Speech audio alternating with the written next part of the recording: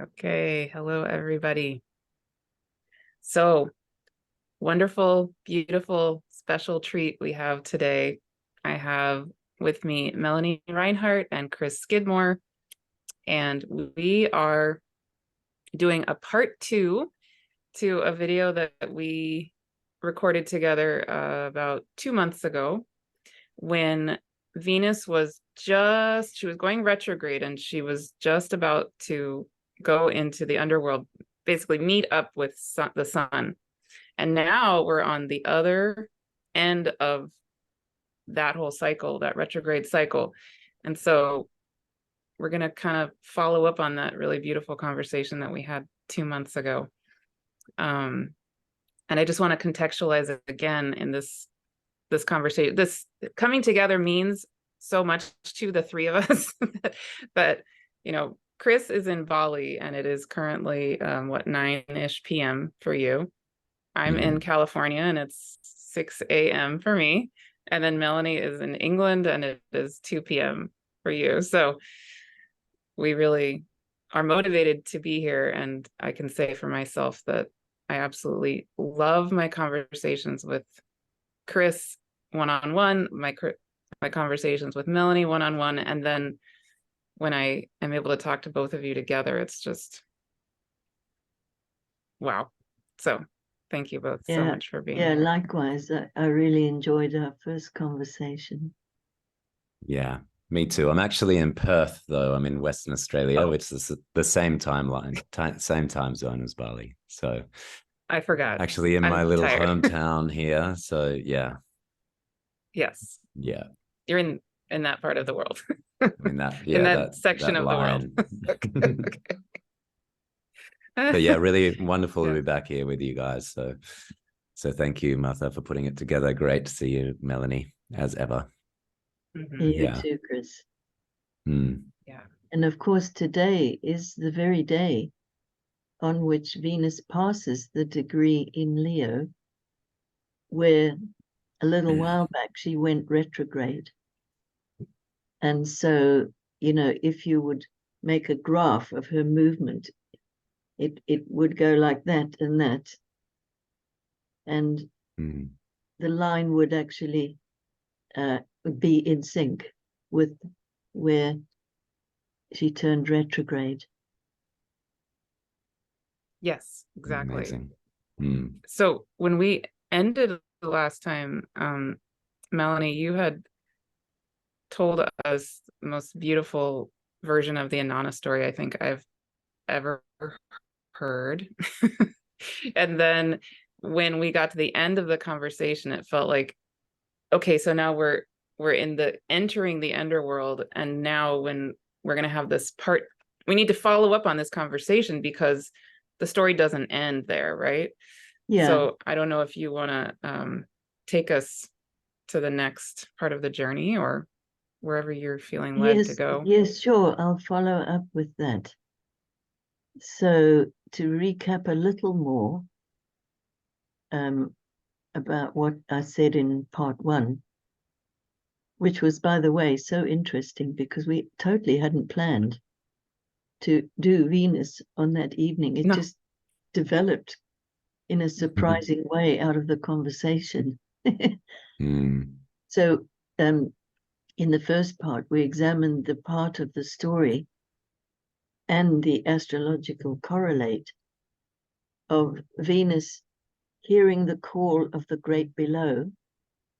This is Inanna, who was revered as a personification of the planet that we called Venus. And that was in ancient Sumeria. And also to just recap that this story, it comes from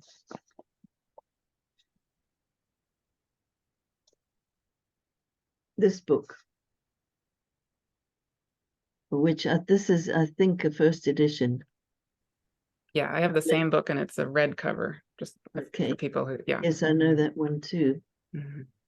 And there are a massive amount of notes in the back of this book. Really, for the scholars amongst you, It's an absolute feast, truly, all in the back of the book. But what I'd just like to mention is that the story in that book is already a compilation of many different original sources. And, you know, here, original sources means little clay tablets with cuneiform language, cuneiform writing on them. And so this is not your average translation. It's an absolutely mammoth work of scholarship that went behind it, including that they went through collections of these cuneiform tablets that were housed in different museums all over the world, okay, and created a story that had coherence and that hung together and so forth. And I did start researching, you know, all the stuff that they put. It's full of notes, wonderful notes. But, you know, partly from lack of time and also not being a real scholar myself, I decided that I felt compelled enough by the story as they wrote it and told it, that that's what I worked with. So in part one, we saw the part of Inanna's story where note that she hears the call of the underworld and she willingly makes a descent. She's not abducted or raped or pulled down there or anything dramatic like that. She hears the call and goes. And in order to do that, she is stripped of all the accoutrements of royalty, her crown, her necklace, her breastplate, so all down the chakras, down the body, until she reaches the end where Ereshkigal, her sister, is living in the underworld, mourning the death of her much beloved husband, the bull of Gugulana. This is a really interesting detail because this refers us to the shift between the age of Taurus, the bull, and the age of Aries, which followed. So it's very ancient. But anyway, there is a scene that goes on between Inanna and Ereshkigal, whereby Ereshkigal puts her eye of death on Inanna and hangs her body on a hook. And then Inanna had taken the precaution of letting others know what she was doing and to send help if she, you know, if she didn't come out in a certain amount of time, which, by the way, is a great piece of wisdom in terms of our own process. If you're planning some time where you really want to go deep in your process, if you're going to do it alone, make sure you take Inanna's wisdom with you and let your friends or confidants know what you're doing. And make sure that if you need to reach out, there's somebody there, okay? And so the god Enki hears the call and he creates some little figures called the Kugura, I think. Creates them from the dirt under his fingernails. I mean, what could be more of the earth and earthy? And they're small enough to slip down unseen past the guards that guard the entrance to the underworld, down the steps. And they join Inanna and Ereshkigal, who's down there mourning. And all they do is echo what she says. You know, she says, "Oh, my insides," and they echo, "Oh, my insides." And there's a whole litany which they go through, and eventually Ereshkigal's heart is softened as her grief is heard and mirrored. And she asks these little creatures, if there's anything that she can do for them to pay them back for their kindness. And this is kind of what they were hoping for, I would imagine. And they immediately say, yes, they want Inanna's body. And so they get Inanna's body, and the waters of life are sprinkled on Inanna, and she revives and comes back to life. Okay. So all of this, in my experience anyway, occurs very vividly around the so-called interior conjunction with Venus and the Sun. And that occurs right at the midpoint between when Venus turns retrograde and then eventually turns direct. And so around 20-21 days after the turning retrograde, that's when the conjunction is. So that is the turning point. And it's usually almost exactly 40 days. And that's a very archetypal number that refers to other processes of transformation. Of course, a very famous one is that was in biblical terms, that's the amount of time that Jesus is said to have wandered in the wilderness, undergoing a kind of trial. There are also, let me get this right.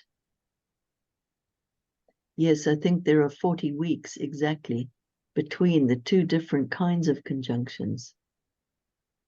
And there is something wonderfully kaleidoscopic about looking at this Venus cycle and how it tallies with human experience. And it can be quite perplexing because there are many ways to view this cycle. And there are others who've done sterling work, also wonderful, inspirational stuff on the cycle of Venus. So Daniel Gimario and Ariel Gutman, and also Adam Gainsbourg. So there's lots and lots of stuff to read. And as I was thinking about that this morning, an image came to mind which really had me chuckling. There's a very famous story, which probably all you listening out there, you probably already know it, but it's about the blind men and the elephant. So there are 5 blind men, and they're all describing what an elephant is like.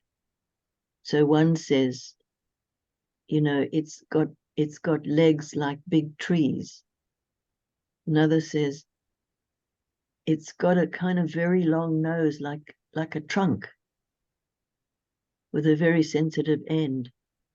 One says, it's very high off the ground, and so they go. And because they're all describing such different things, they all fall into conflict, and they all want to be right. And so it all disintegrates in a big argument when actually they're describing the same thing, but from different vantage points. And I love that. I also wondered, you know that phrase, the elephant in the room? Something really obvious that others just are not seeing. I wonder whether that story is where that little saying came from. But anyway, who knows? Being a Gemini, I love words and always get curious. So Inanna revives. Inanna revives and begins to make her way up and out of the underworld. However, as she prepares to leave, she is told by the judges of the underworld that she has to send a substitute, Eek. So perplexity reigns. Inanna goes through a whole list of people who she might send to the underworld in her place. She thinks about her beloved maidservant called Inanna. She thinks about her mother and others probably. And she totally can't do it, just can't. Then she thinks about Dumuzi, her beloved, whose ecstatic union features in the earlier part of the story. She sees Dumuzi on the throne, which he gained through his association with Inanna. So he was made king, as it were, because of her as queen. And she sees him sitting on his throne, totally oblivious of everything that's just been happening to her. Mm. And so Inanna casts her eye of death onto Demuzi, intending to kill him. He flees out into the wilderness. And in the book, there's a very long section where Demuzi has all kinds of dreams and prophetic dreams. And he's wandering out in the desert in flight. I mean, really, to save his life. But actually, the demons catch up with him and he does die. There's a very poignant image right at the end of that piece in the book. And it describes the wind blowing through an empty sheepfold. So Dumuzi, now dead, was originally a shepherd. So then a great wail goes up amongst the people and Inanna, an enormous outpouring of collective grief, let's say.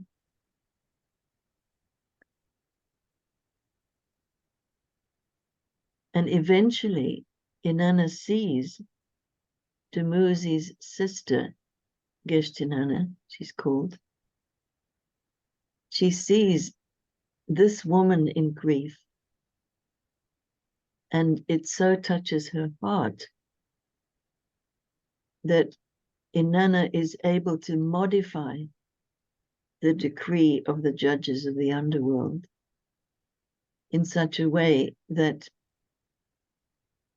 the brother and sister pair, Dumuzi and Inanna, there's an agreement whereby they will alternate with periods of mortality and immortality, rather than him just being condemned to the underworld, you know? And so the cycle of destruction is broken, vengeance is tamed, and now forgiveness can begin. So we can think of the energy purified and being raised, so to speak, and Inanna becomes Queen of Heaven, but ennobled by her own sacrifice and experience of loss. And then the entire poem ends with the phrase, Holy Ereshkigal, great is thy will.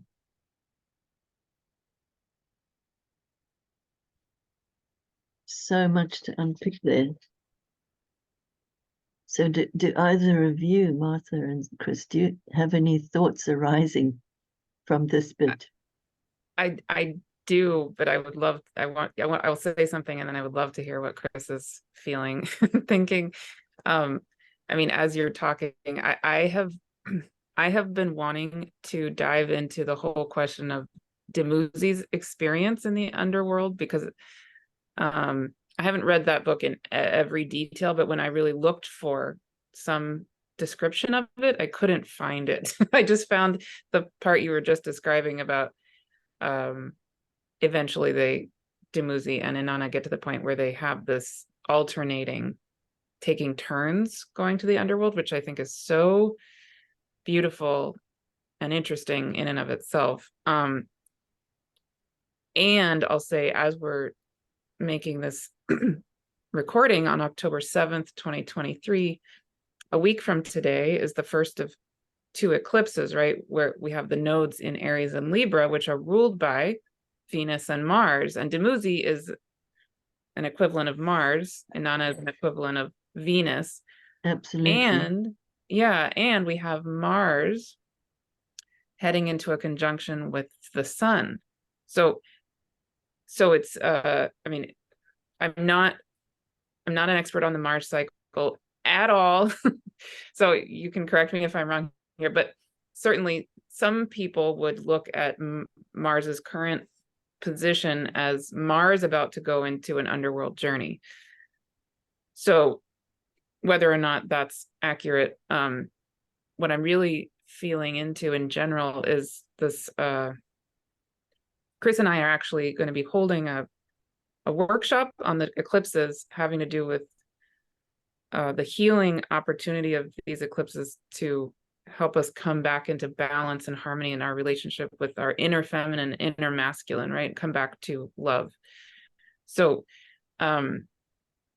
as we're talking about this Inanna Demuzi going to the underworld journey, taking turns, this whole concept, I'm also sitting with the upcoming eclipses, and how does this whole picture play out in a way where we can really be with the opportunity to heal and to not be killing Demuzi, right? Or being, I don't know, some destructive version of any of this set of dynamics, but really hold it all in the highest, most healing way possible. That's kind of my overarching feeling I'm sitting with personally as you're talking. But I would love to hear, what's going on for you, Chris? Well, I'm just really present to the Castor and Pollux sort of Gemini twins component again showing up in this story. So it just feels like packed into this story is, even the bull reference, and then the Castor and Pollux-ness, and the obvious like Scorpio, Taurus, like all of the different components in this story just feels like it's packed in and condensed.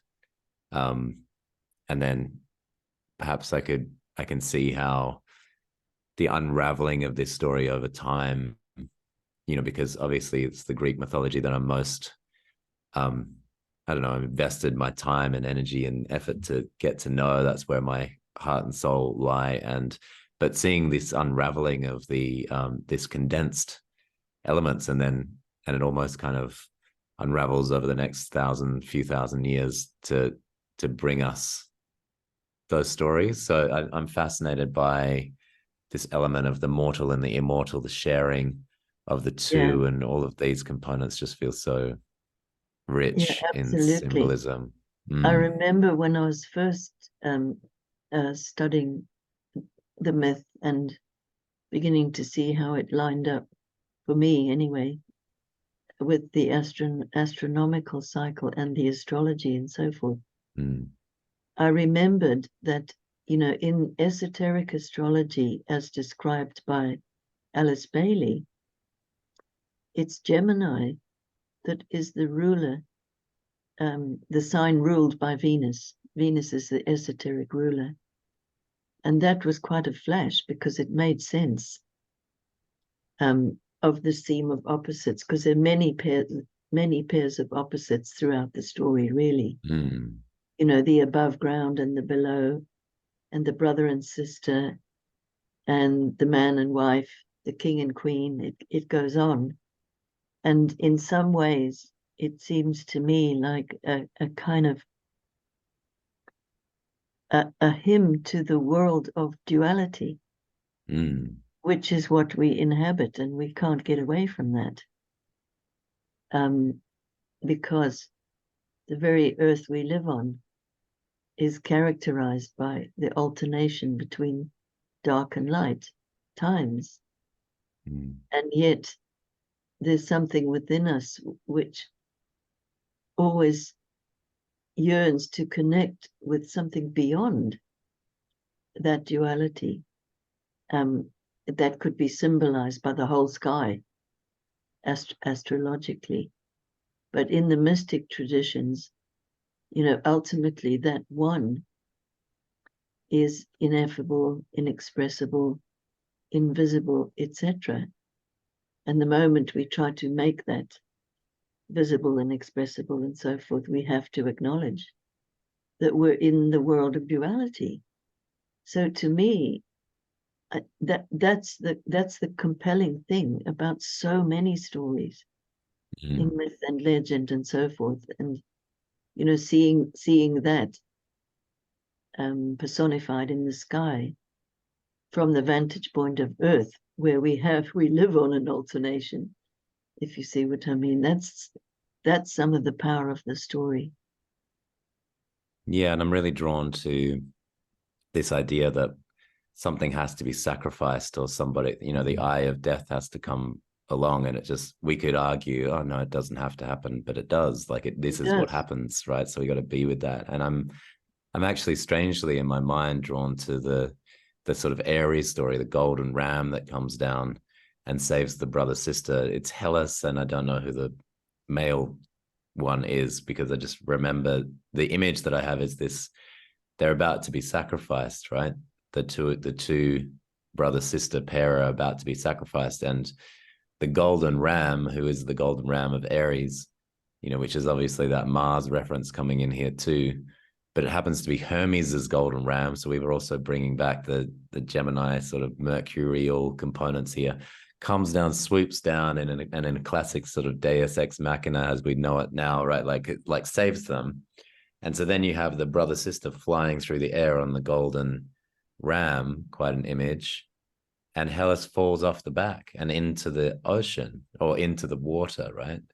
So again, we almost have the pair, they almost make it, but then there's another sacrifice and down she goes, and that becomes Hellespont, that whole, that the ocean there, or the sea there becomes, because that was where Hellas fell. And so you get this sense of something goes, it's like something has to go down while that other thing is going up. And there's just such great, beautiful references to that it feels like there's just deep wisdom in this. Something's going to be sacrificed. Yeah, exactly. And I think,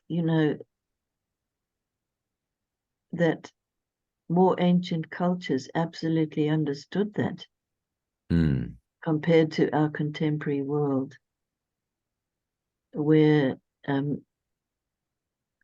the sense of being in control of things, in control of our lives and our destinies and so forth, very much excludes the fact that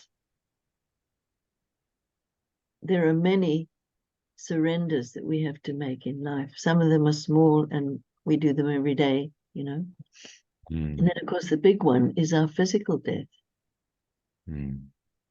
which, in contemporary culture, which is now changing, but the habit has been for decades and decades, that it is absolutely taboo.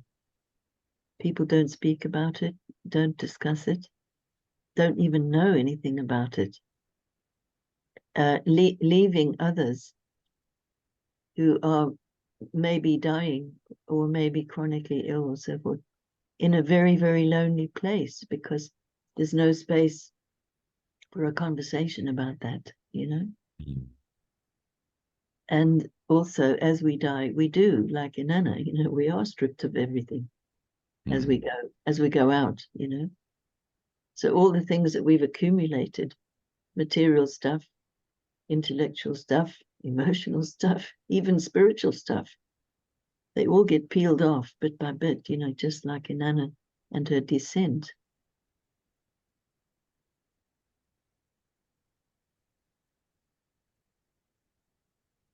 I also thought, about Dumuzi and his flight. So he doesn't go down into the underworld in the same way that Inanna does. but he's in flight for his life out in the wilderness. So he's on the earth, but in a hostile wilderness, you know. And Inanna goes, as it were, under the earth. Although, you know, these are metaphoric locations as well. So, you know, you can be in the wilderness without physically traveling to one. It's an internal experience of being lost, disconnected, alone, and afraid, and all of those things. And in a different, you know, Inanna's experience of that was different. In that when she goes down, it's almost like the mythic imperative, if you like, is she meets her own internal opposite. And it's almost like as she tries to get out and is faced with this impossible decree by the judges of the underworld, she has to find a way to come to terms with and integrate the qualities that she encountered head on, but still out there, so to speak, in another person. So the integration takes those energies into her heart. And then eventually, when she sees the consequences of her own destructiveness, that's when it's like her heart is pierced by that, by recognizing her own potential for destruction, which is so profound, because, you know, it sometimes seems to me that it's in not recognizing our own shadow in this sense that we become more likely to engender more harm. And basically that is what history is all about. Yes. You know, all these huge unprocessed wells of pain which can't be held, and therefore turns into like the eye of death, which to me is also connected with blame. You know, if you can make somebody else responsible for your discomfort and the way you feel and your pain and so forth, there's a measure of relief in that, even though ultimately it's hollow. But I think about, you know, the incredible blame fest that seems to be going on everywhere you look these days. And even how news is reported is very often literally looking for who to blame. So analyzing a situation oriented in such a way that that's what people are looking for. And that's reflected also in this story as I read it. Yeah. When I was in prayer the other day, and I was praying on the eclipse coming up next weekend with, you know, a Libra South Node new moon eclipse, and kind of there's so many components to all of it, of course, but I was just being with it in my praying, and the clear message that seemed to want to come through for me in that moment was, remember that anything that is other is you. You know, Libra, right? It's so easy to polarize or to project other versus me, and that's not the truth. The scales are a whole as one, even though they have a polarity. Yeah, and when I personally go into the Inanna story, the way in which at this point it feels the most, I would say almost even ecstatic, is when I imagine every part of it as me, right? Ereshkigal as me, Inanna as me, the little empathetic little earth beings as me, Enki as me, all of it. And I think so like one would work with this if it was a dream. Yes, right. So that's a very almost standard way of working with dreams, is, you know, knowing this dream came from within your psyche. And in that sense, everything in the dream reflects something about you. Yes, exactly, right. And I think my favorite, just in my own being, when I just observe what feels even physically good, is the moment, if I'm imagining this all as me. Interestingly, I actually noticed the part I think I love the most, at least at this moment in myself, is me as Ereshkigal killing me as Inanna. Because something about that is like, it reminds me a lot of some of the fierce goddesses like Tara, or, you know, like the Dakini energy, right? It's the we're done, boom, dead.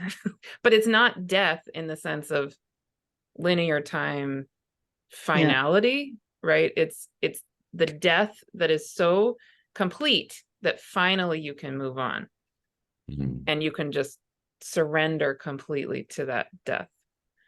Yeah, absolutely. Yeah, so I felt into that version of that Inanna death experience, and I feel it, you know, again, it's like almost an ecstatic kind of relief in me. And then I don't understand the Dumuzi version, and I'm curious, you know, in ourselves, what's that Dumuzi death like?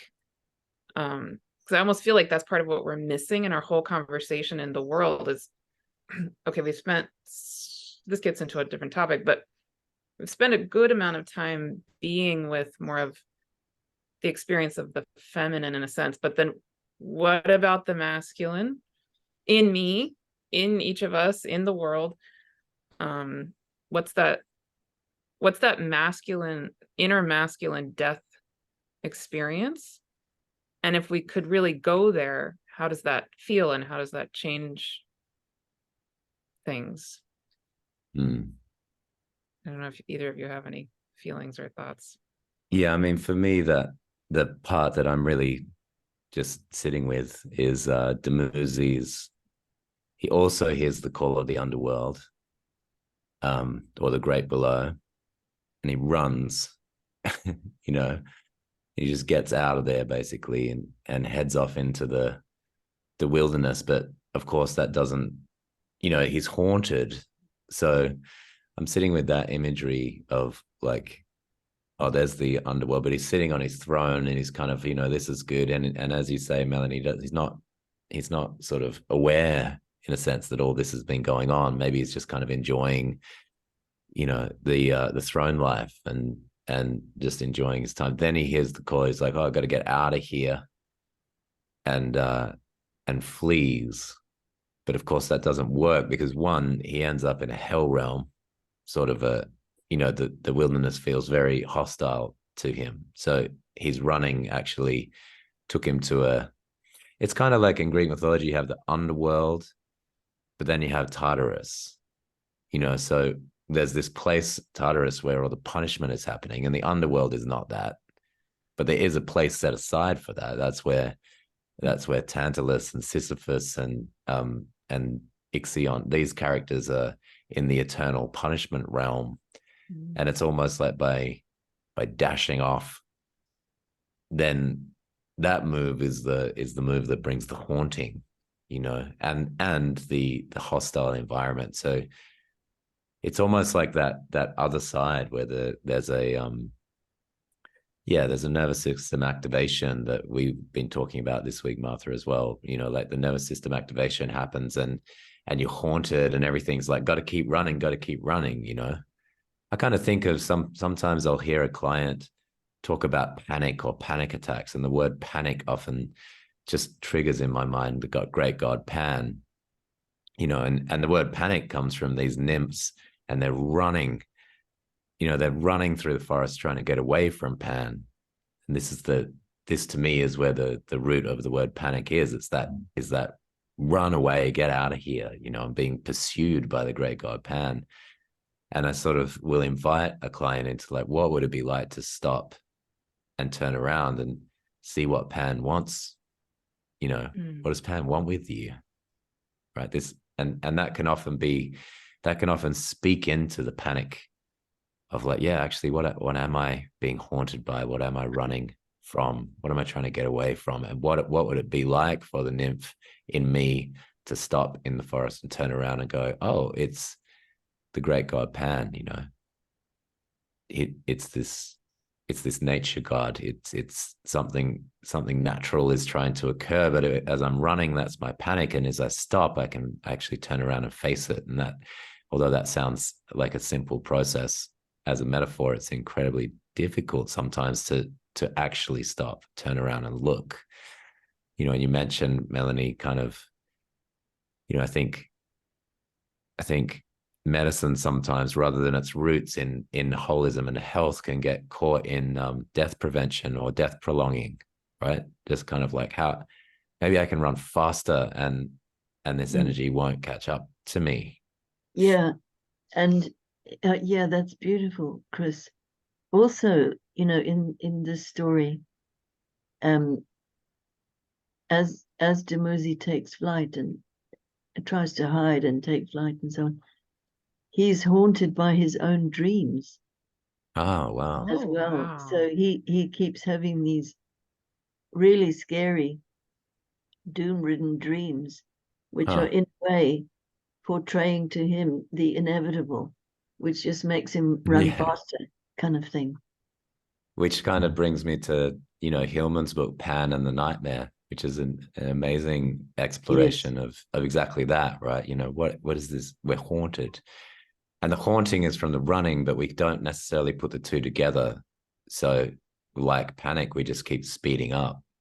Maybe I can keep speeding up. And if I can go faster, I can get away from this whole thing, this whole death thing, this whole loss thing, Maybe I can have love without loss. These kinds of equations we get into. Yeah. And in every one of the moments of meeting of the opposites, it's like, no, you can't, right? Like there's a death that must happen. Yeah. And it always does come through the death portal. The metaphorical, mythological death, as well as like, the very literal inevitability of death that a lot of these explore in their own way. Yeah. And as you said before, Melanie, a lot of what we would like to be able to ignore, and as a collective, like, maybe we can write death out of the story, we'll be fine. Maybe we can arrange our own mortality with chemical baths or however they do it, Wow. So Melanie, so he's haunted by those dreams. Yeah, I'm interested in those dreams, because that is the underworld. In the rejection of the underworld is stronger, actually, and in the facing it, that comes to him. Yes. So and now he's in the hostile environment where, there doesn't seem like there's a lot of resources and there's not a lot there for him. The scene I see is a very dry, barren, hostile, not much is going on. You just got to keep running. You don't have much and you're using your resources to keep running. Yeah. Not a good situation. Yeah. Yeah. And it's not like Inanna went into a great situation either. She had to get stripped. She had to die. She had to hang on the hook. And, it's not like, oh, there's the easy. It's not like she took the easy path by saying, no, I have to go. Yeah. Or hearing the call and going versus hearing the call and not going, because that's what's being explored, right? Yeah, absolutely. And with Dumuzi's dreams, it's eventually his sister Inana who makes the move to try to discuss the dreams with him and help him to understand. Because one of the reasons that he's running is that he doesn't understand the dreams, but he knows they're important. But it's his sister, so there's another brother-sister pair. So, and can you just, I maybe missed what you said about this, Melanie, or can you fill in the blank? So in the Demuzi version, he's running in the forest. He's trying to escape from this. And then what happened? What's the transition between that again and eventually Inanna and Dumuzi having this alternating schedule of going to the underworld? Well, I think that it is actually Dumuzi and Inanna who have the cycling to and fro. Oh, not Inanna. No. Oh. So that's the Castor and Pollux correctly, but yeah, exactly. Yeah. Fascinating.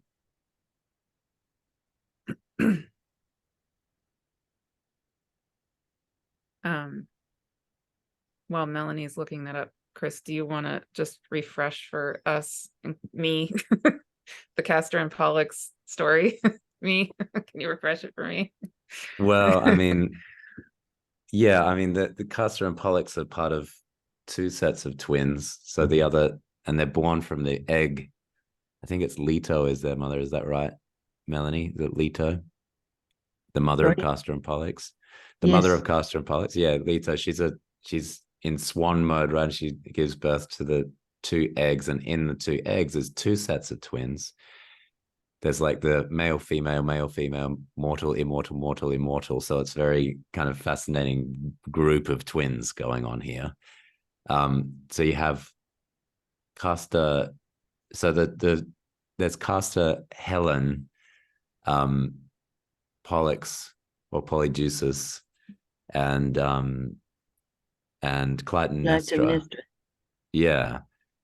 All of whom are, I mean, Helen and Clytemnestra have an entire history.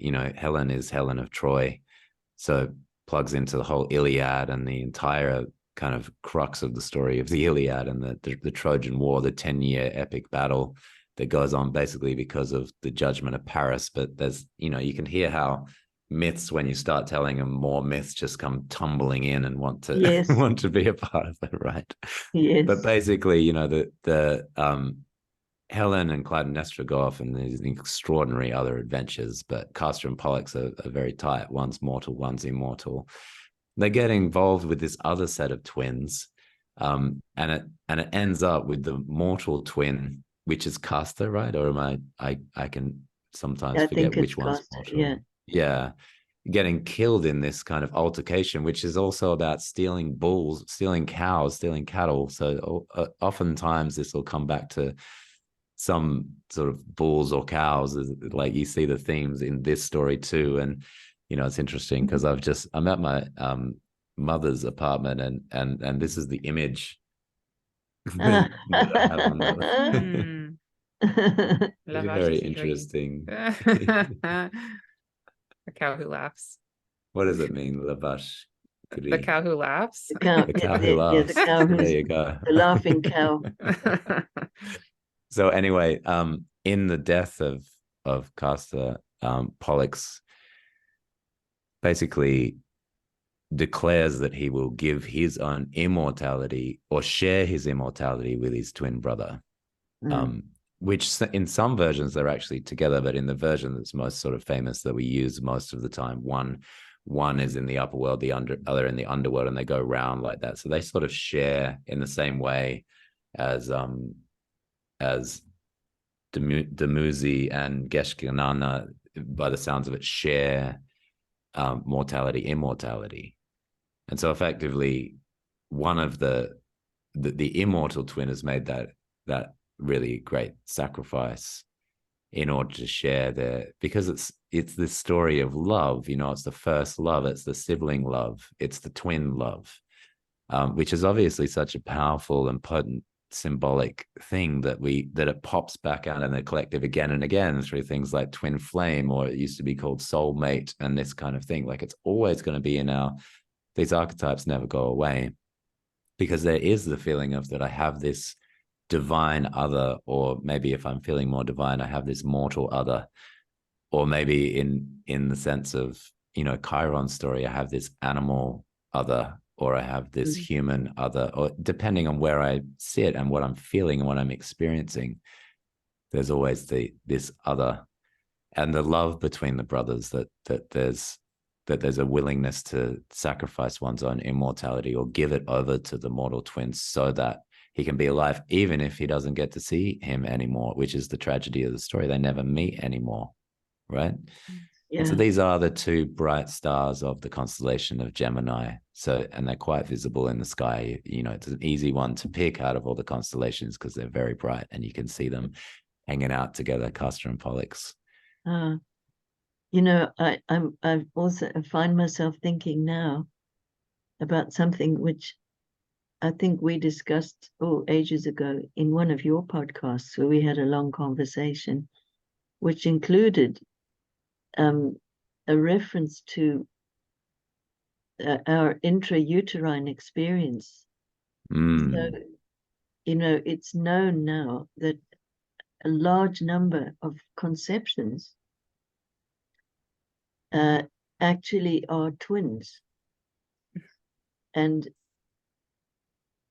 more of those conceptions result in one of the twins dying, and that death can range anything from, you know, more or less immediately, or a few weeks, or a few months, or even at birth. And these are the kinds of things that midwives of old absolutely must have known about. Nowadays, that's really never much spoken about, at least that I'm aware of. But, you know, if you look at that poignant situation from the point of view of the soul, then wow, many, most of us are born with an immediately prior experience of losing our soulmate. And I've always thought that's just so incredibly profound. You know, that there is a biological strong likelihood that we will lose our soulmate in the womb. And then maybe forever projecting that other out there and trying to find him or her. It's so, which is so just poignant. Yeah, like it's so fascinatingly explored in Robert A. Johnson's book We, right, where he explores the story of Tristan and Isolde. Yes. You know, and one of the things he really elaborates on in that book is that this is a longing for the divine. It's sort of the heart of religion in itself, right? There's a longing, there's a wanting to rediscover the divine, and often it gets muddled and confused into this other, like as in that some other can actually meet that, and that's a terrifying projection to put on somebody. I mean, it sounds beautiful, it sounds romantic, it sounds sweet, it's you know, but it's actually a heavy weight to take the divine and to put it onto someone, or even to imagine that there's somebody that could meet that. And in the breakdown of religion, you know, over the last however long, it's been it launches itself back into the world, right? It becomes Absolutely. that, and that is getting those two streams mixed up is sort of like getting Neptune and Venus mixed up. For those that kind of get what we're talking about there, you know, the transcendental love with the very personal love, and just getting those like flipped. And I think in the book there's just a really big, you know, I've read that book many times because it's very small, so you can just go through it again, and the way he elaborates on it is so profound. You know, all the symbols that he explores in that book are so profound. But he actually tells a dream at the end of the book that I think is worth recounting, where yeah, and it's actually a dream of one of his I guess clients has brought this dream to him. And basically there's a big basilica, there's a big church cathedral in the middle of this town. And there's a hole in where the bell should be. There's a hole there. And everybody's out looking for this bell, where could it be? Where could it be? And the dreamer realizes, oh, I have it.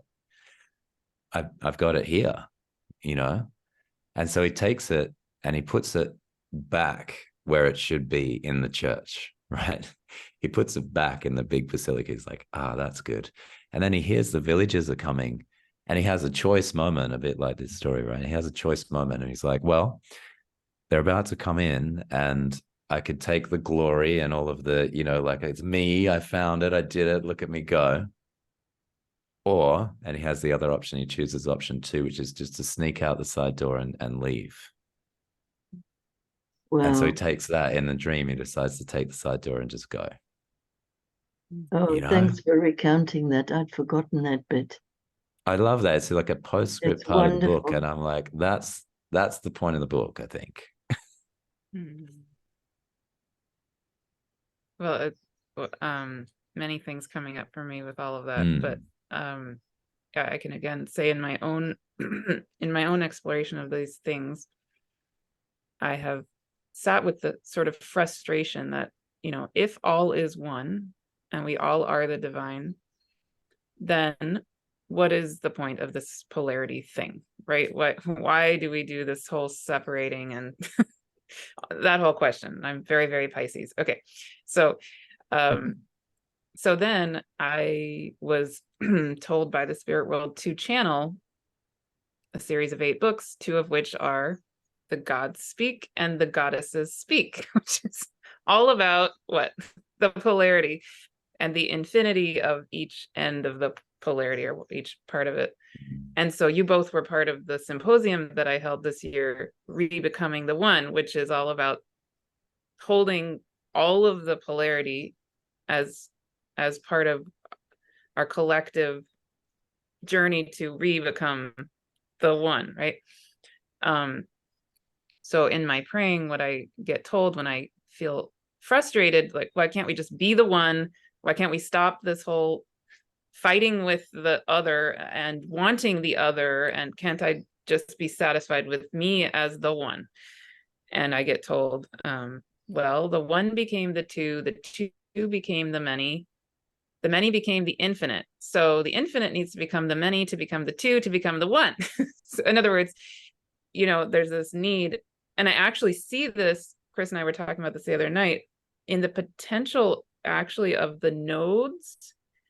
And in a sense, I feel like these eclipses with Pluto squaring the nodes, especially, almost as a medicinal opportunity to be held in the duality, right? The nodes are the ends of the polarity. And then there's something about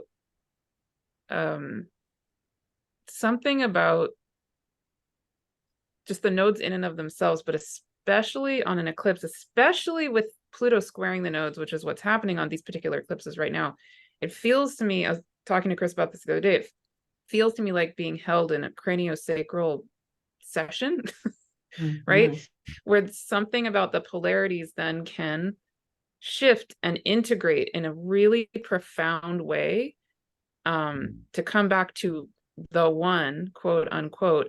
And the other thing I feel in that, and I've been feeling that this even more and more since the other night when Chris and I were talking, it's like, I feel like in our world, in ourselves, in our psyche, and our eons of existence on this planet, we've had so much trauma that's come out, through the relationship of this duality experience. And so there's a lot of scar tissue energetically or even physically for us. And there's something I feel as we're sitting in this time, again, with that holding space of this moment, where we can be with the duality, that feels to me like, again, if I were doing a craniosacral session on myself or the world or the time-space continuum or whatever it is, where I can feel, as a craniosacral therapist, right? It's like I can feel the scar tissue energetically of all of these eons of trauma, just relaxing, having the opportunity at least to relax as it's held right now, to as we acknowledge the polarity and hold it, the whole thing, it's somehow this opportunity to actually release that scar tissue, which helps us come back to the one. Is this making sense? Yeah, totally.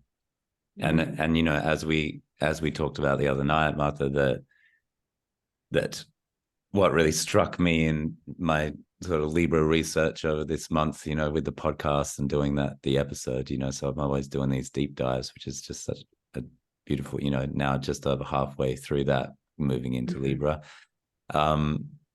is the kidneys, you know, and Libra ruling the kidneys. And we discussed that because of course, well, not necessarily, of course, if you don't know this, that the kidneys, which is one of the many paired twin structures in the body, have on them these little hats that are the adrenals, and the adrenals go up to, you know, the thyroid, and then up to the hypothalamus pituitary. And so part of what we're talking about of the activated nervous system is that because that's the whole drugstore basically of your body and the adrenal system. You know, back to Dumuzi, if we just like sneak back into the story here, the drugstore in Dumuzi is like, death, go quick, run, you know, which is the activated form of the nervous system. Now that we could also have that's the sympathetic nervous system. The parasympathetic nervous system may go into fight, you know, may go into freeze or fawn, so which are collapse energies. So we get activated or we collapse, you know. And maybe that's also being sort of explored within this story, where there can be that collapse. And then we actually need to reactivate, or there can be a super activation where we need to slow it down. And so, you know, in the end, Libra referring to those kidneys, as Brian Clark talks about, also being the claws of the scorpion, which I've just been loving turning that around in my head of that these scales are the constellation of Libra. You know, it's the last constellation to be named. It was up until the 2nd century BC that this was not named in that way, but it was known as the scales, but it was known as the claws of the scorpion before that, right? So it's right there, the claws, where we're going to be taken down into that underworld, and we sort of know it in the meeting of the other. It's like, here you go, you're about to go into the underworld, or bust it back out to Virgo and get virginal about it, right? Like get you know, fully self-contained, right? And Libra hovers in between that. Maybe I can still be self-contained, you know, or maybe not, and maybe you'll be drawn into the underworld. And I think, you know, thinking about Mars dynamics, well, I don't know if it was in your thing in 2008, Melanie, or the one that Rick Levine and Jeff Jawa did, but someone brought out the line, I'm looking for a lover that won't blow my cover. You know, that Eagles line, right? Yeah.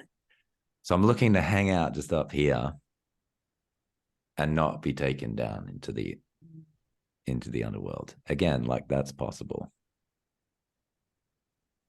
Right. So And I know I bring a lot of images there, but yeah. Right. Yeah.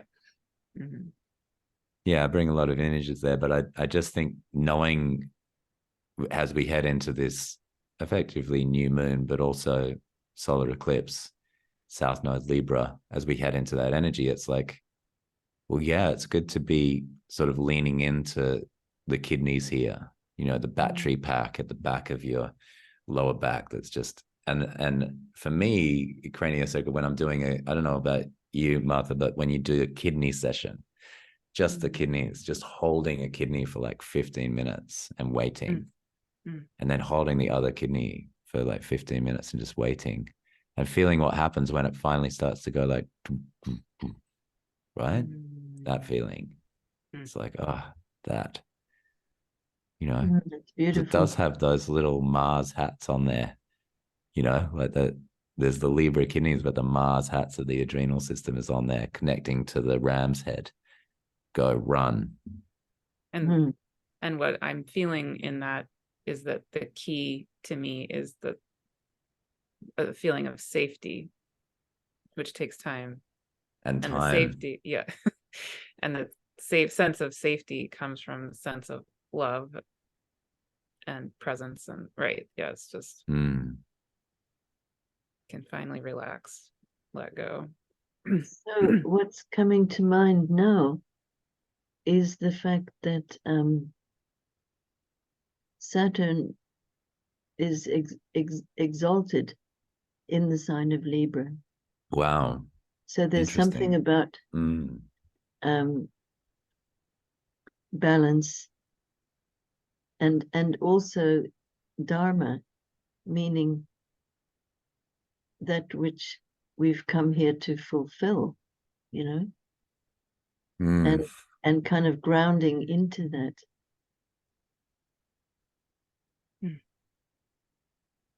Saturn and you know, another Capricorn related with Pan, back to Pan, right? Like I sometimes with the panic, I'm like, what if Pan has a message for you? He's running after you. Hey, or a gift. I got this thing, or yeah. you know, like, wait. What if it's really good?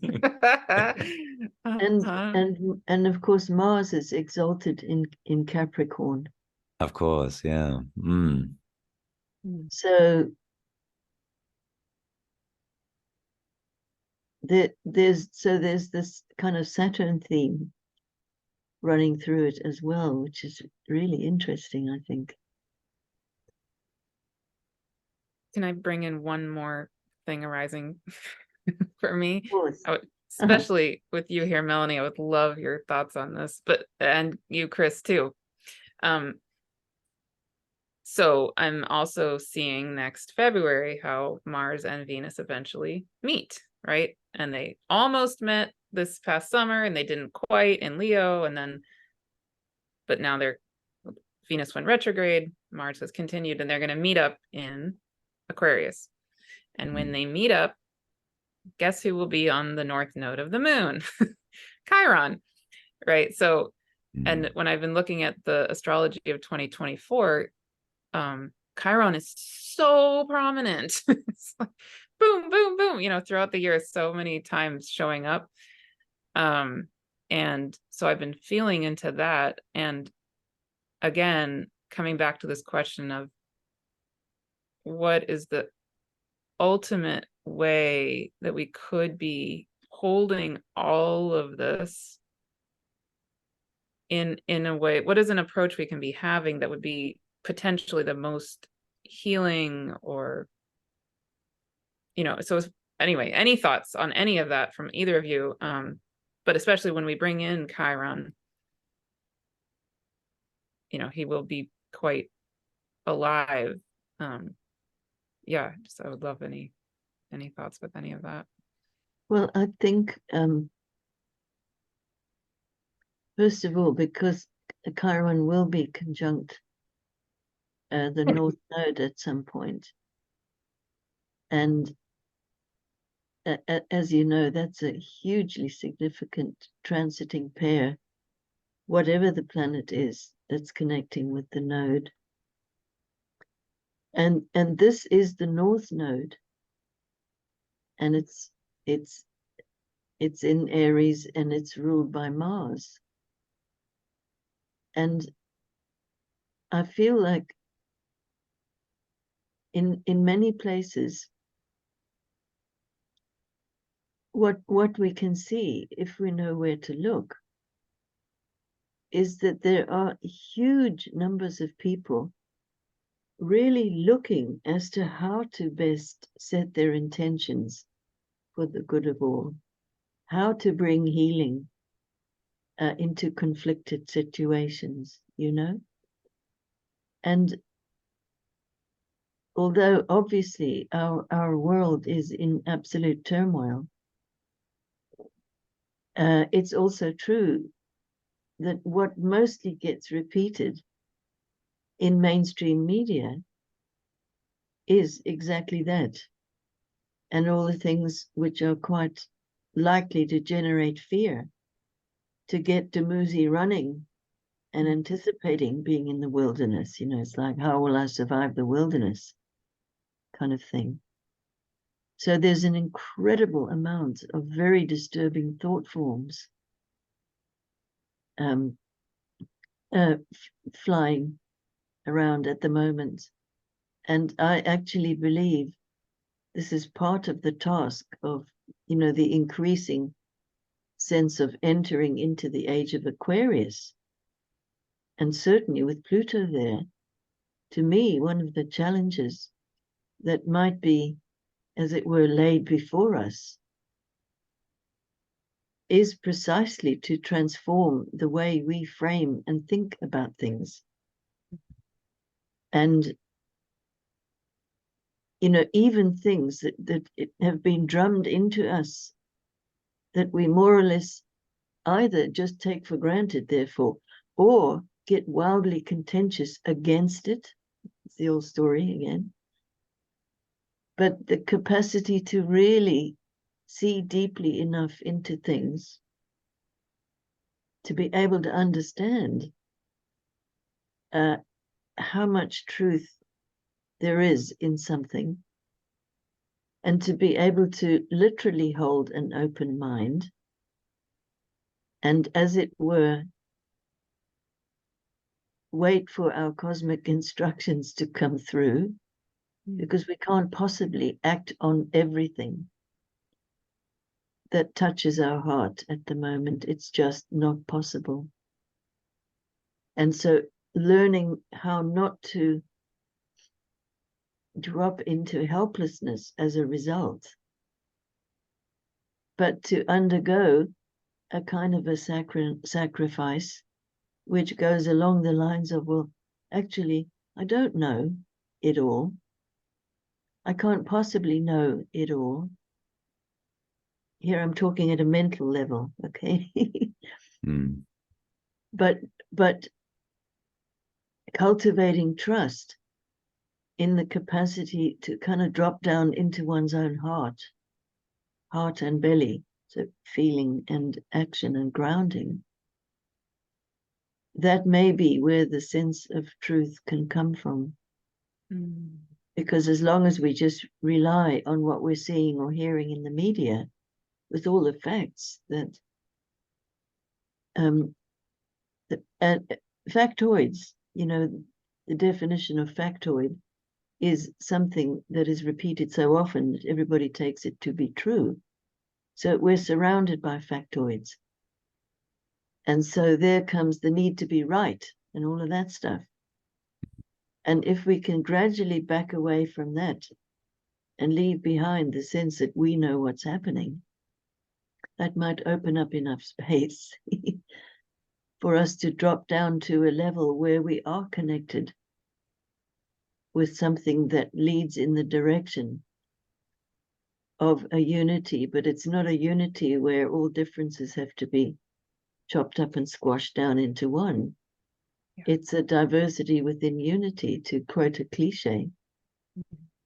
But to be clear about on what level that's possible at the moment, that's how I see it. Don't know if that makes sense to you. Beautiful. What about you, Chris? Any feelings, thoughts? Well, yeah, thanks for that, Melanie. I think, I'm to me, the dreaming, right? So one of the parts of the story that you speak of is Inanna starts to interpret the dreams, starts to work with the dreams.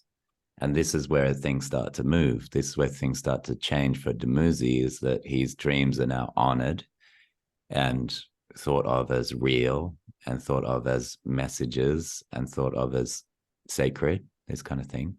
So I'm thinking about, the image of Chiron on the North Node, and it was actually, Melanie, funnily enough, in one of your newsletters in early 2020, start of the pandemic time, you played with the thing about coronavirus and Coronis. Coronis is the mother of Asclepius, and Asclepius is the student of Chiron.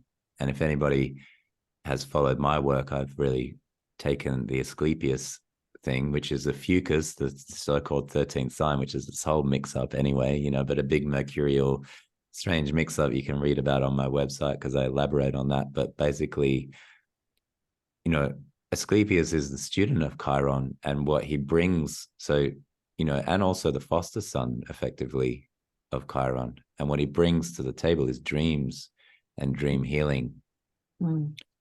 And that may not sound like much, but this is the very symbol that we have at the heart of Western medicine in the first place, is the snake that goes around the rod, is the rod of Asclepius. So whether we know we believe in this or not, the symbol is still there, although it's mixed up with the Caduceus as well, which is another story we won't get into. But the symbol is still there, reminding us that at the heart of medicine in the Western world, don't need to leave the Western world to get there.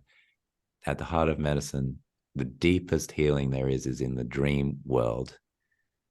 And, you know, over 300 temples set up to Asclepius in ancient Greece. You know, that Asclepius was taken to Rome when there was a plague, sent to Rome so that they could heal the plague. Without Asclepius, they wouldn't know what to do.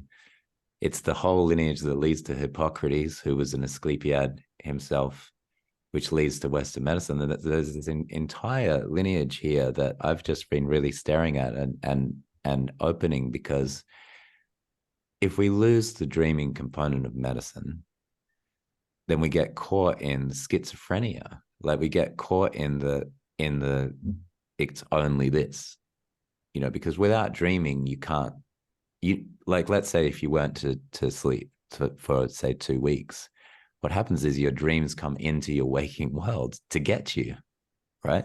Which is called a psychosis, because we're not doing the process in the background, you know?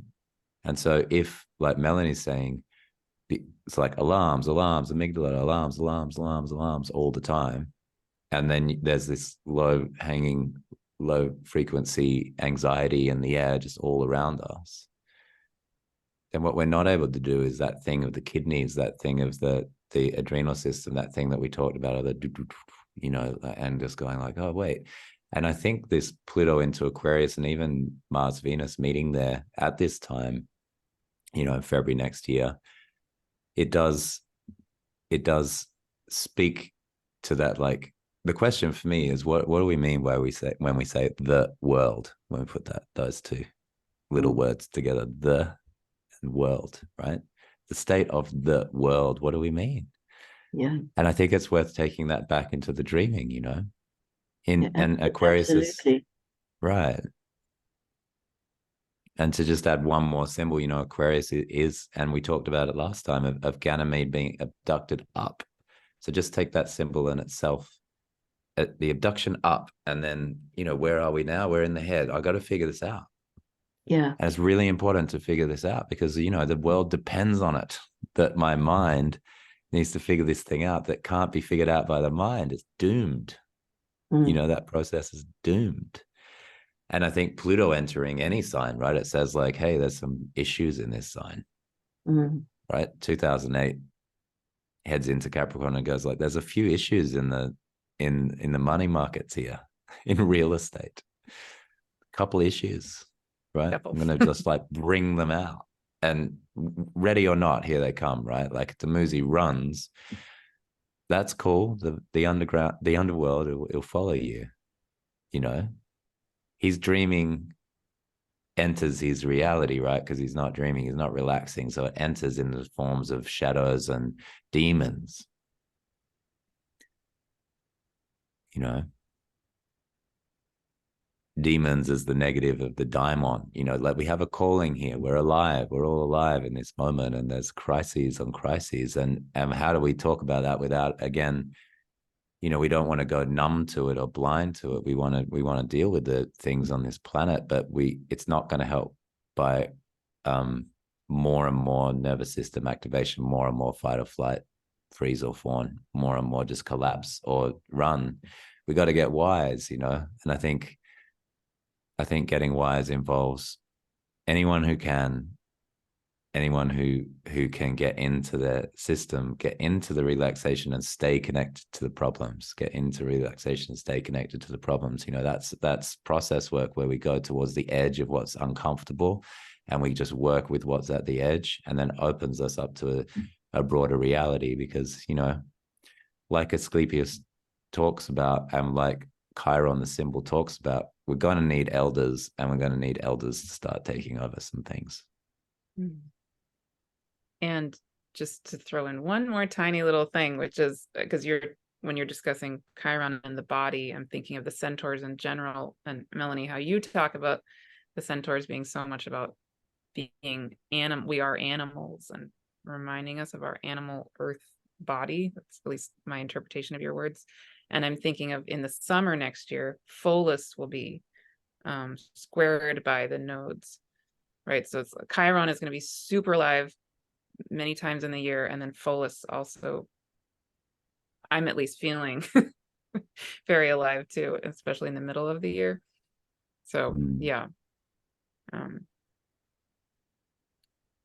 Well, this is way off topic, really, but just to flag it because it came into my mind.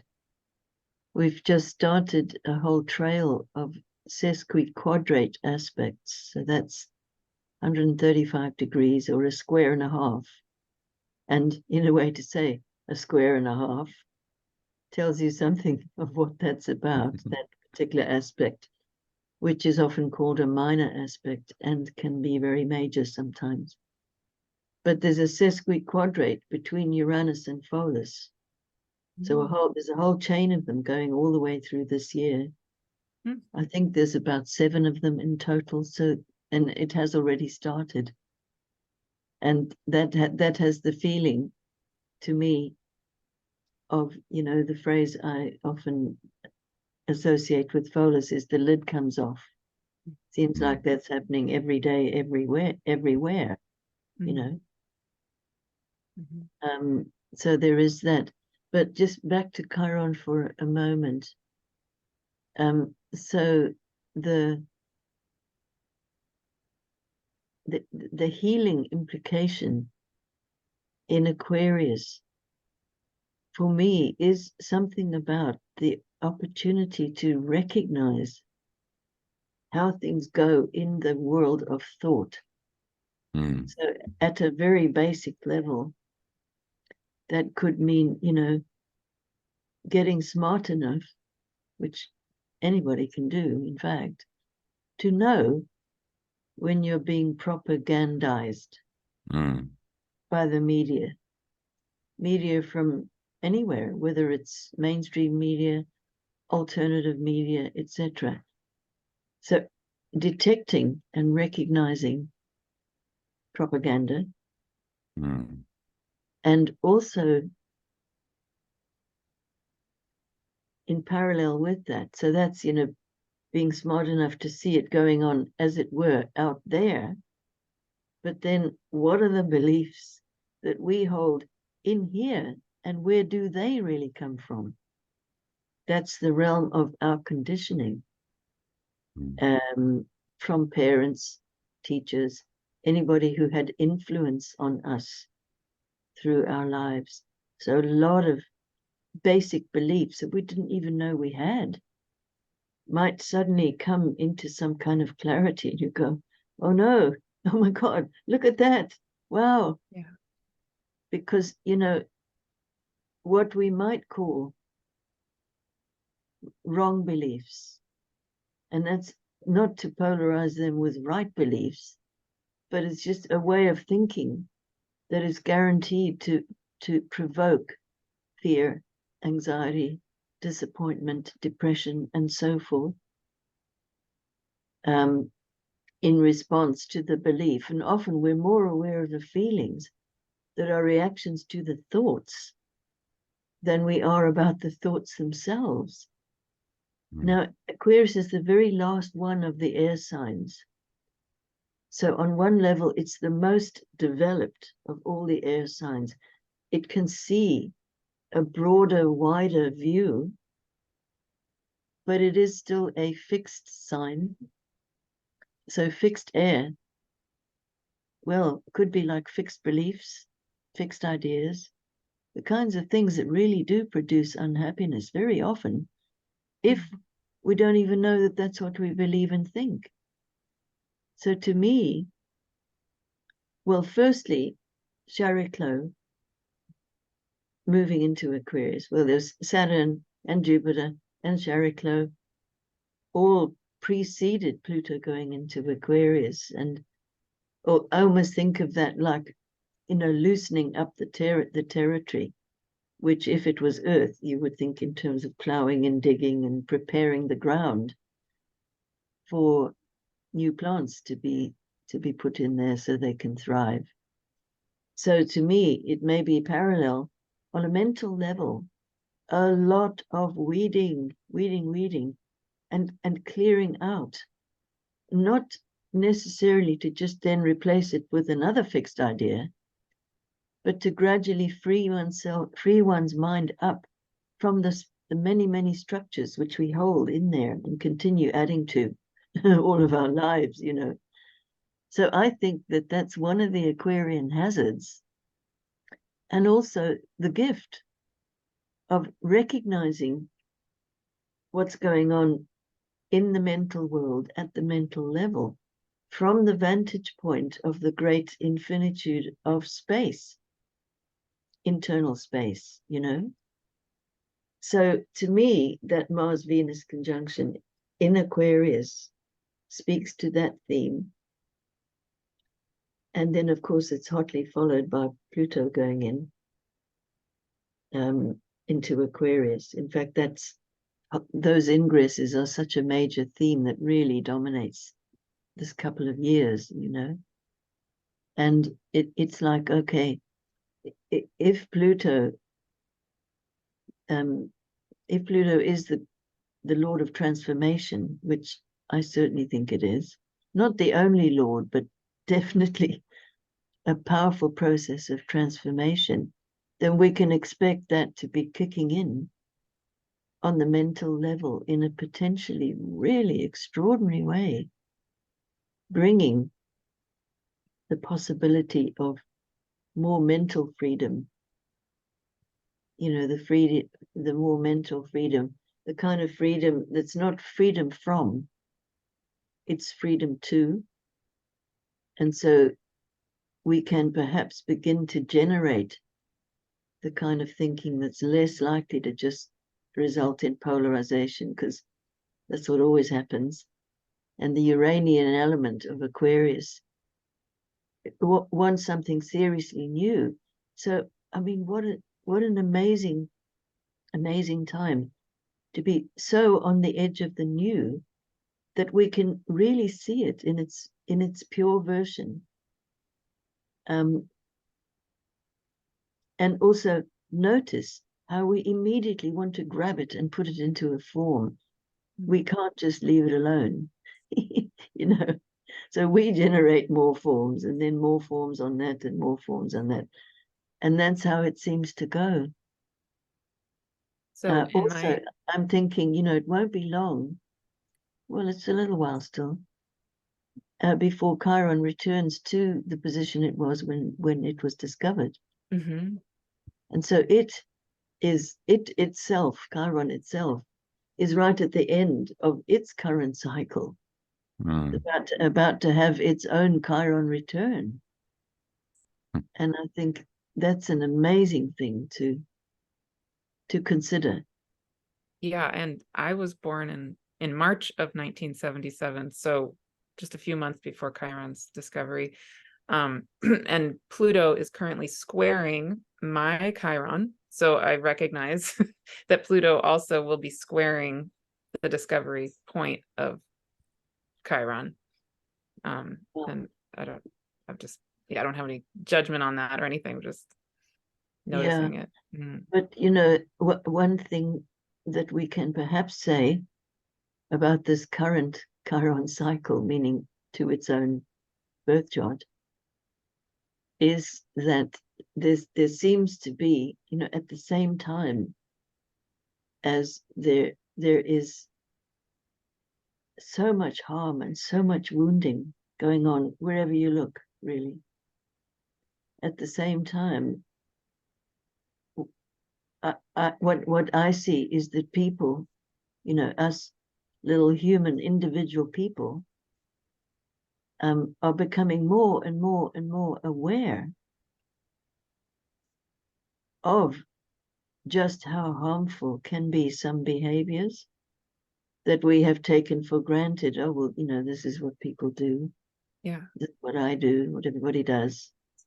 So we're beginning to wake up to that and ask questions about it in all kinds of ways.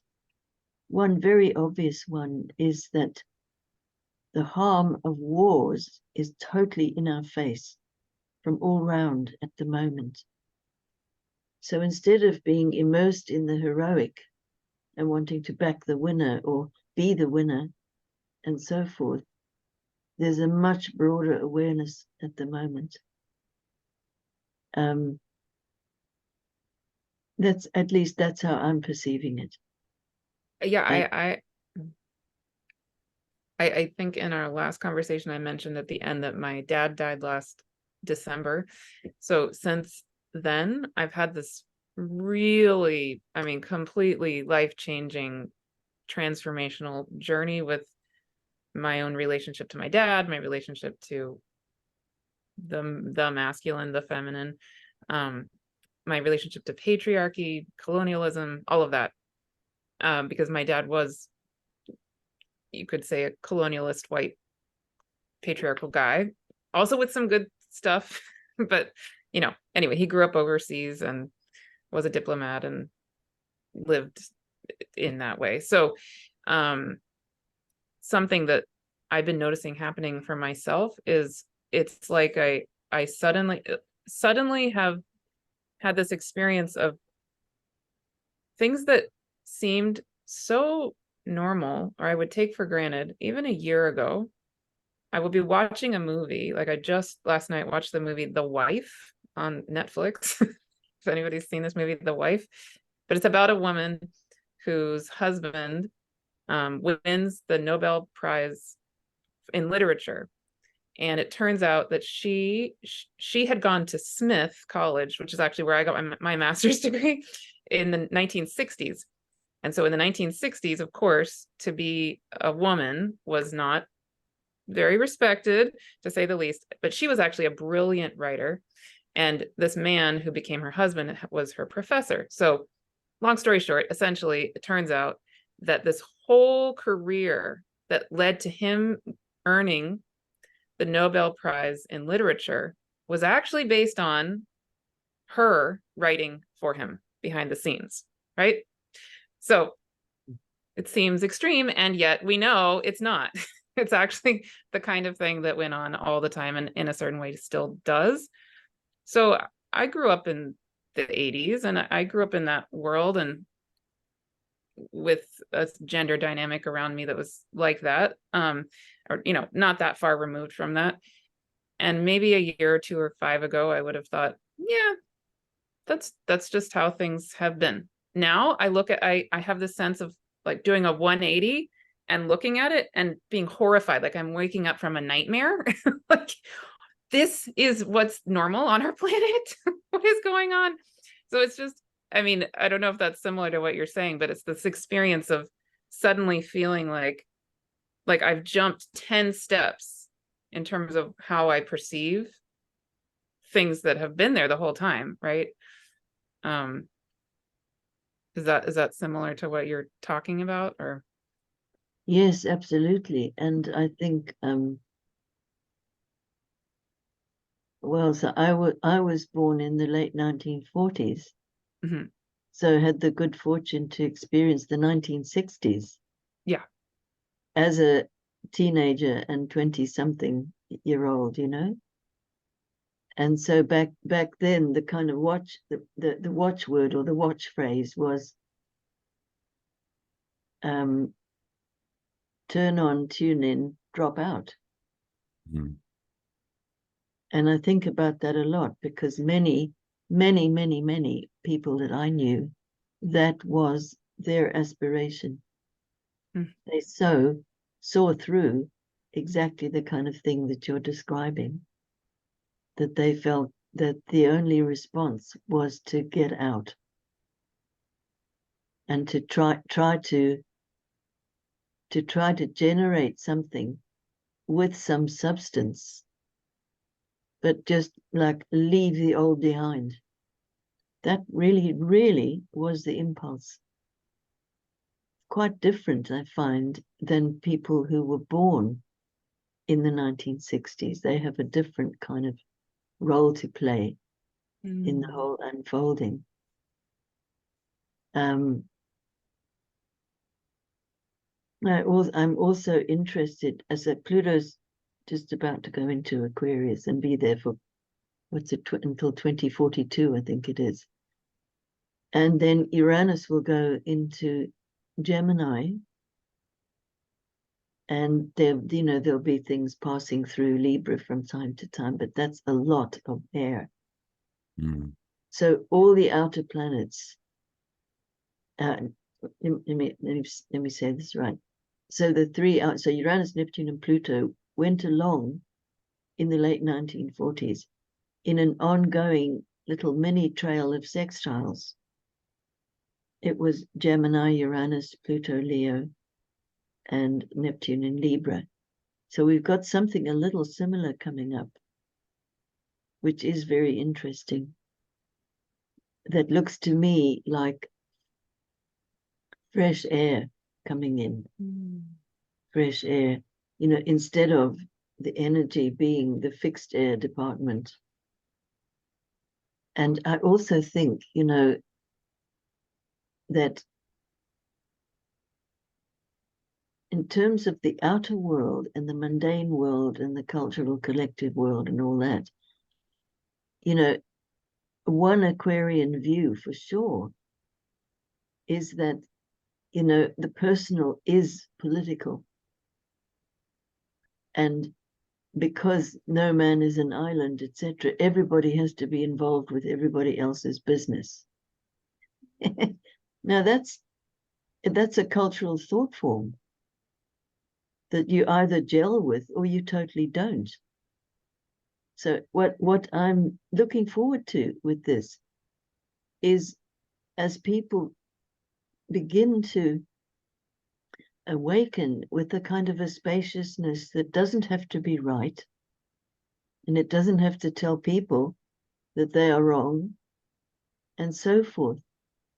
But opening up the space allows some movement in that regard. And it can, at that level, it can never be like a recipe to fix the world or to fix humanity or anything like that. It's the almost silent little intimations that can touch us anytime if we stay tuned. That's the tune in bit.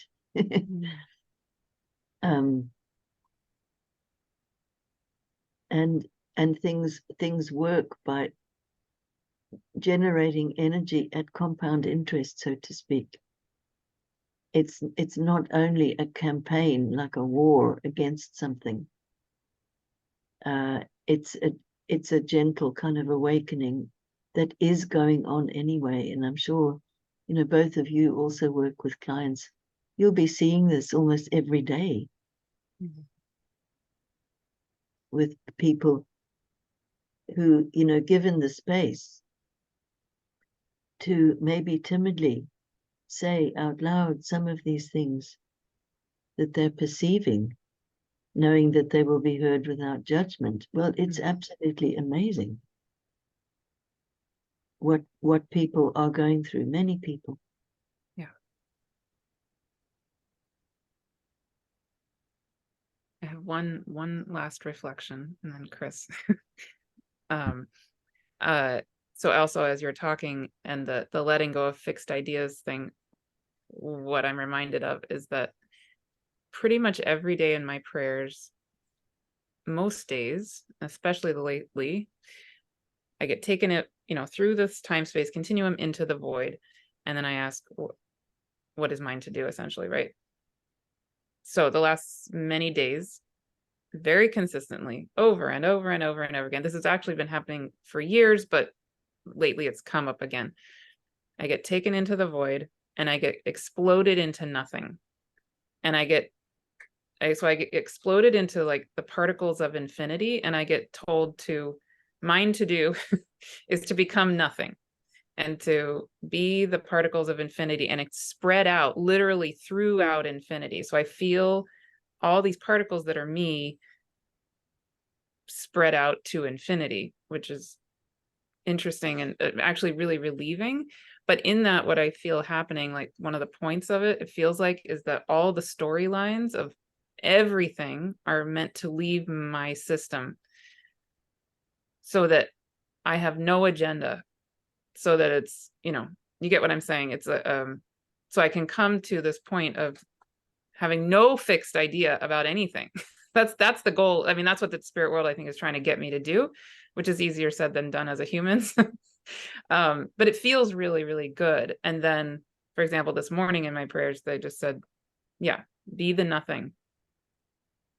Come from nothing. Come from the place of nothing. That's it. So, yeah, seems to fit what you're saying.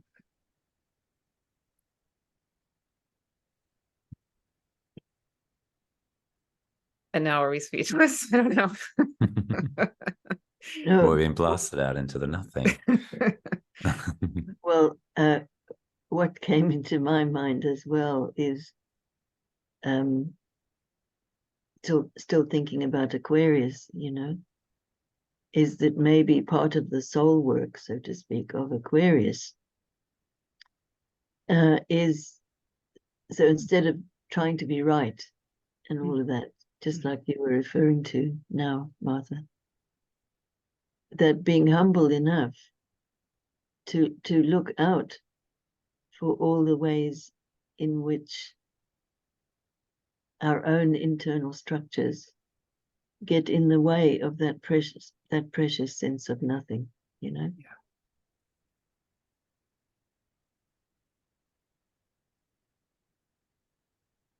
Cool.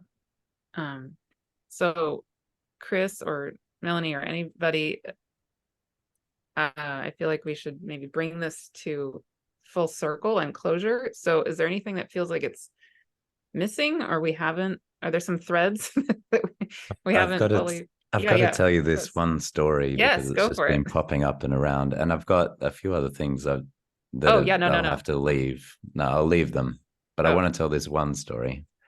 I had a client that came in with a whole stellium of Aquarius once, and I learned, this is how we learn astrology, like the secret is that we learn from the client's chart, and we're like, oh wow, it can express this way or that way or this way or that way, because there's so many variations of how it expresses. So we're actually in constant research and development. If there's people out there listening that are starting their astrology journey or just a little bit along, and they're like, it's so much, it's so intimidating, just keep going, because actually what happens is that your clients teach you. You're not there to teach them about them and their charts. They'll teach you.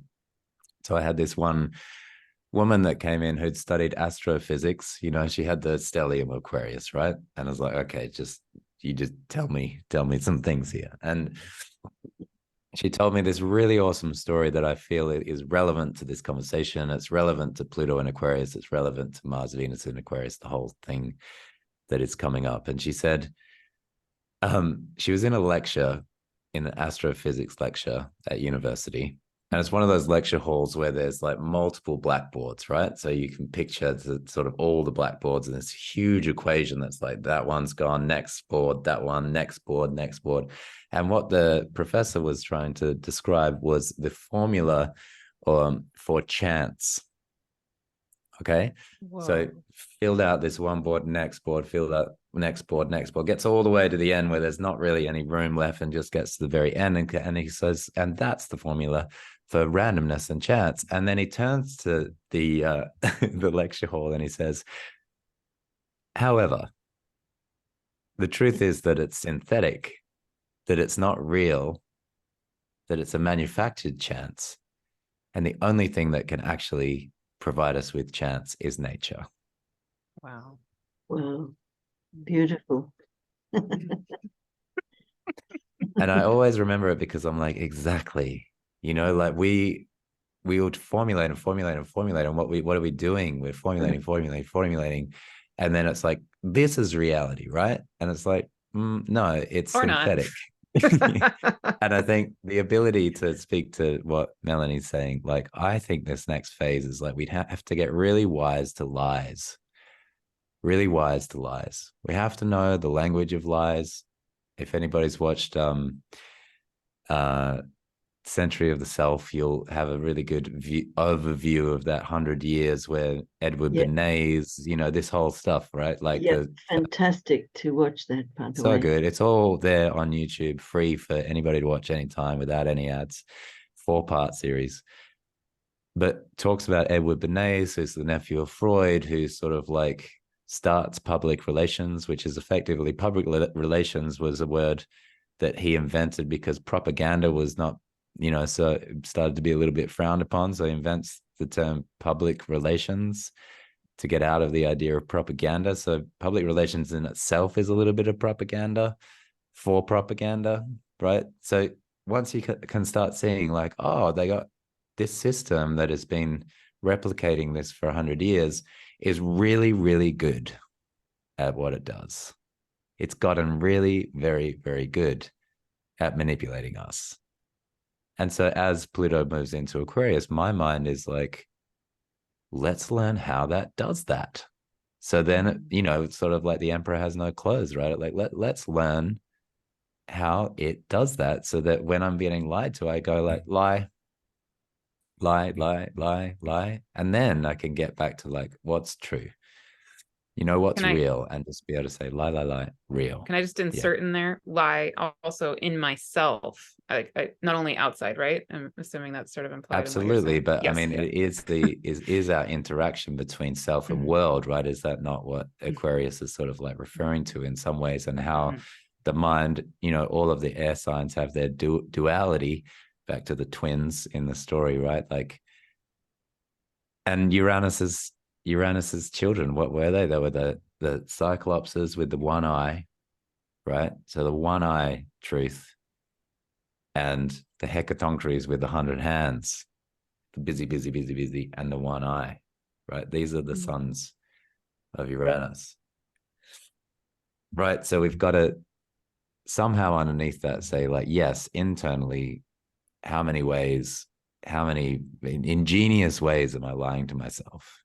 That's a really courageous question to start asking in this time. Start asking it now. We're on the cusp, right? So good time to start asking that now. What is the technology? I studied marketing and economics. Like I have a degree in it. But nobody, when I was studying at the University of West Australia marketing, said explicitly, this is how we lie. I want to know now. I want to know. I want to get really fluent in the language of lies, because I think we're going to need that if we're going to find what's real, what's true. The other So day, that's my parting words.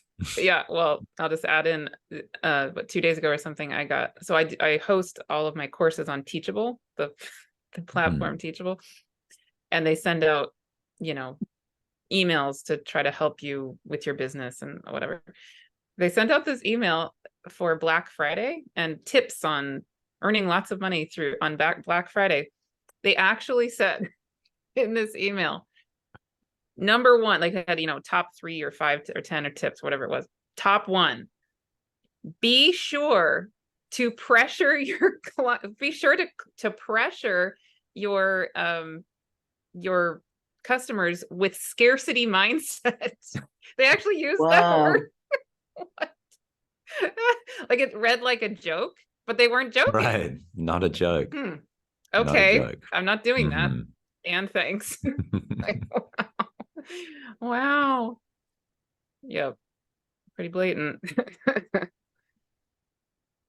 Yeah. Here's what you're missing. Yeah. Get it quick or else something will happen. I don't know what. Yeah. So, Melanie, any closing words for you?